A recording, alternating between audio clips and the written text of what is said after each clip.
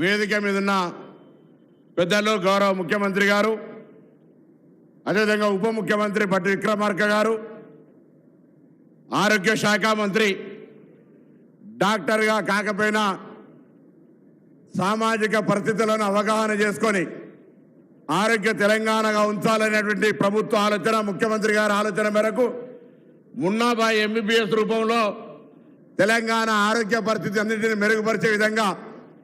అనేకమైనటువంటి కార్యక్రమాలను తీసుకొని ముందుకు పోతున్నటువంటి దామోదర్ రాజనరసింహ గారు, స్థానిక శాసనసభ్యులు నాగేంద్రన్న గారు, పెద్దలు ప్రభుత్వ సలహారు కేశవరావు గారు, నరేందర్ రెడ్డి గారు, అదేవిధంగా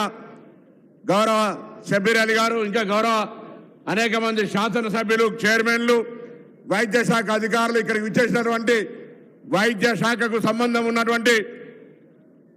ప్యాటర్న్ స్టాఫ్ కావచ్చు, లేదా ఈరోజు నియామక పొందుతున్నటువంటి ఉద్యోగులు కావచ్చు, అందరూ కూడా పేరు పేరున హృదయపూర్వకంగా నమస్కారాలు. ప్రభుత్వం ఏర్పడి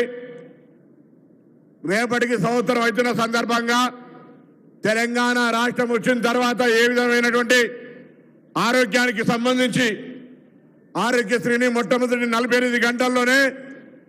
5 లక్షల నుంచి 10 లక్షలకు పెంచుకోవడమే కాకుండా అనేకమైనటువంటి వ్యాధుల సంఖ్య దాదాపు 1000 చిల్లర వ్యాధుల సంఖ్యలను కూడా ఆరోగ్యశ్రీలోకి తెచ్చి తెలంగాణ ఆరోగ్యవంతంగా ఉండాలని అటు మెడికల్ కాలేజీలను నూతనంగా తేవడం కావచ్చు, నర్సింగ్ కాలేజీలు కావచ్చు, లేదా ఇతరత్ర నియామకాలు కావచ్చు, దూర ప్రాంతాలకు సైతం వైద్యం అందాలని ఒకటే దగ్గర ఉండేటువంటి అనేకమైనటువంటి వైద్యులకు సంబంధించినటువంటి బదిలీల అంశం కావచ్చు, అనేక రకాలుగా రాష్ట్ర ముఖ్యమంత్రి రేవంత్ రెడ్డి గారి నాయకత్వంలో ఉన్నటువంటి తెలంగాణ ప్రభుత్వం అనేక సంస్కరణలు తీసుకొని వస్తూ ఉంది. తెలంగాణ ఆరోగ్యవంతంగా ఉండాలంటే ప్రజలు కూడా కొంత సహకారం చేయాల్సిన అవసరం ఉంది. ప్రభుత్వ కార్యక్రమాలు ఎన్ని తీసుకున్నా ఈరోజు ఆరోగ్యంగా ఉండాలని అనేకమైనటువంటి ప్రభుత్వ కార్యక్రమాలు అమలు జరుగుతున్నప్పటికీ కూడా డాక్టర్లుగా తమ విధి నిర్వహణ చేస్తున్నప్పటికీ కొంత వ్యక్తిగతంగా కూడా ఆరోగ్యపరమైనటువంటి సిద్ధాంతాలు, అలవాట్లను మార్చుకునే విధంగా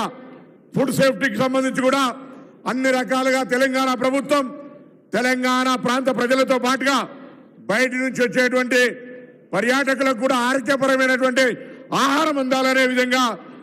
తగిన తనిఖీలు చేస్తూ అనేక రకాల చర్యలు తీసుకుంటా ఉంది. ఆరోగ్యానికి నష్టమవుతుందని తెలిస్తే అది ఎంత పెద్దదైనా కూడా దాన్ని నిషేధించి ఈరోజు తెలంగాణ ప్రాంత ప్రజల ఆరోగ్యాన్ని కాపాడే ప్రయత్నం చేస్తూ ఉంది. ఆ విధంగా జరుగుతున్న కార్యక్రమాల్లో ఈ నూతన నియామకాలు, నూతన నర్సింగ్ కాలేజీలు, నూతన మెడికల్ కాలేజీలు తప్పకుండా భవిష్యత్తులో తెలంగాణ మొత్తాన్ని ఆరోగ్యవంతమైన తెలంగాణగా ఉంచే విధంగా నిర్ణయాలు ముందుకు పోతున్న సందర్భంగా మరొకసారి గౌరవ ముఖ్యమంత్రి గారిని, ఉప ముఖ్యమంత్రి గారిని, దామోదర్ రాజనరసింహ గారు ఆరోగ్య శాఖ మంత్రిగా రోజు పొద్దున్న లేస్తే medical and health day to affair ఇలా సమస్య పరిష్కారం ఏంటంటే రేపు మళ్ళీ కొత్త సమస్య. నేను వారి పక్షాన గాంధీ హాస్పిటల్లో, ఉస్మానియా హాస్పిటల్లో కొత్త హాస్టల్ భవనాల శంకుస్థాపకైనం. ప్రభుత్వ పక్షాన ఐవీఎఫ్ సెంటర్ను ప్రారంభించినాం. ఈ విధంగా అనేక రకమైనటువంటి కార్యక్రమాలు ఇనిషియేటివ్ తీసుకున్న సందర్భంగా వారికి అభినందన తెలియజేస్తూ ఈ ప్రభుత్వం 1 సంవత్సరం పూర్తి చేసుకున్న సందర్భంగా అనేక కార్యక్రమాలు జరుగుతూ ఉన్నాయి. బాధ్యత గల పౌరులుగా, వైద్యో నారాయణ హరిగా